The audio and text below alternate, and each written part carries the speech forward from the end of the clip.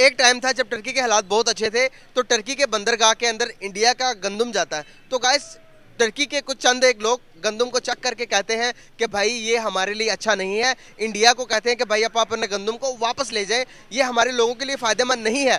तो गाइस, वही टर्की है जो कि आज हालात ख़राब होने पर इंडिया को रिक्वेस्ट भेज रहा है, इंडिया को बार बार ये कह रहा है कि खुदा के लिए हमारी हेल्प करें, हमारे लोगों की हेल्प करें, हमें गंदम बचाए, हमारे लोग भूख से मर रहे हैं। तुर्की के लोग इंडिया के टाइम था जब टर्की के हालात बहुत अच्छे थे, तो टर्की के बंदरगाह के अंदर इंडिया का गंदम जाता है। तो गाइस, टर्की के कुछ चंद एक लोग गंदम को चक करके कहते हैं कि भाई ये हमारे लिए अच्छा नहीं है। इंडिया को कहते हैं कि भाई आप अपने गंदम को वापस ले जाएं, ये हमारे लोगों के लिए फ़ायदेमंद नहीं है।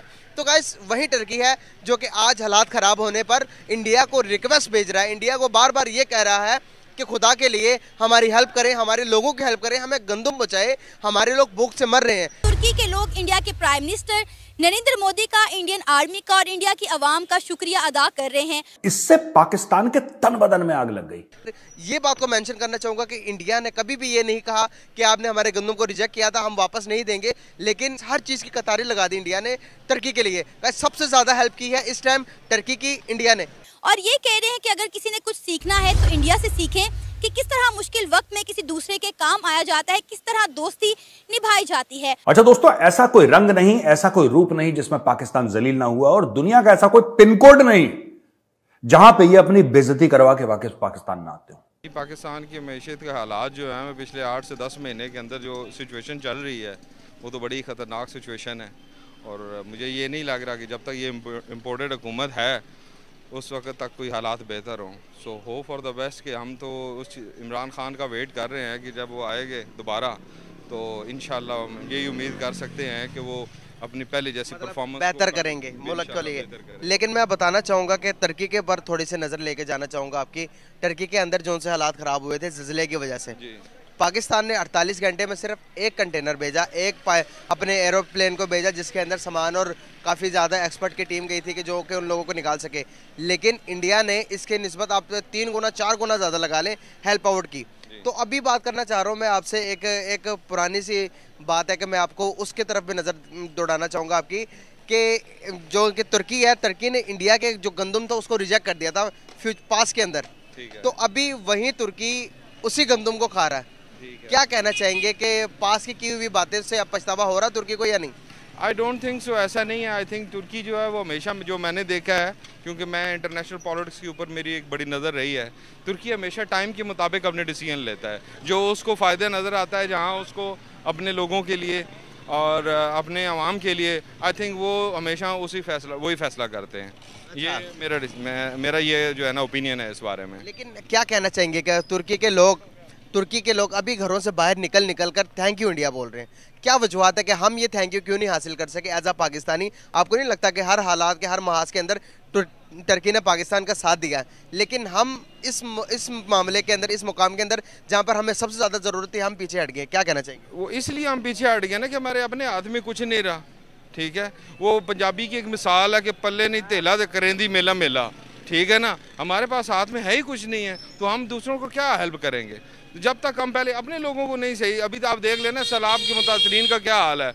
मतलब इतना कुछ होने के बावजूद भी सिंध में से पानी नहीं निकाला जा सका। 8 महीने हो गए हैं, सिंध में से पानी नहीं निकाला जा सका। वहाँ पे आपने जाके गुर्बत की हालत देखी है, वहाँ पे आपने सिचुएशन देखी है सड़कों की।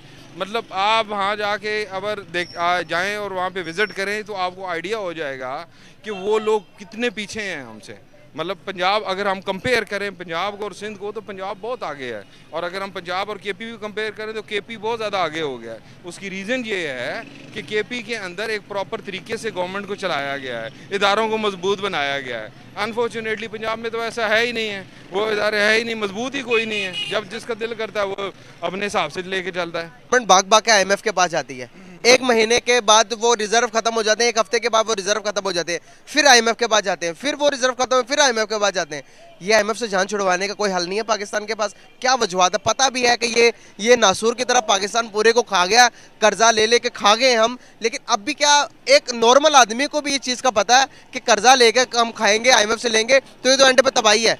क्या कहना चाहेंगे? तबाही तो बिल्कुल डेफिनेटली आएगी ना। जहाँ जब आसिफ जरदारी जैसे बंदे इंडिया से एयरक्राफ्ट आ रहे हैं कराची एयरपोर्ट पे, आज तक किसी ने उसकी इन्वेस्टिगेशन नहीं की है कि जो इंडिया से एयरक्राफ्ट आए थे वो क्या डॉलरों में से क्या क्या लेके गए थे, डॉलरों के बैग भर के लेके गए थे, ठीक है। तो अनफॉर्चुनेटली मैंने पहले बताया ना कि रूल ऑफ लॉ तो है ही नहीं है यहाँ पे। हमारे मुल्क के अंदर जो अशराफिया है वो तगड़े से तगड़ा हो रहा है, गरीब है वो गरीब तर हो रहा है, और जो दरमियाना तबका है वो तो उसकी तो बात ही अब ना करें ना, वो तो अब ना 3 में है ना 13 में है, ठीक है। अभी 2 दिन पहले की एग्जांपल ले लें, वो एक कैनेडियन कॉफ़ी शॉप है, आई थिंक ट्रिम नाम उसका, आई फॉरगेट द नेम।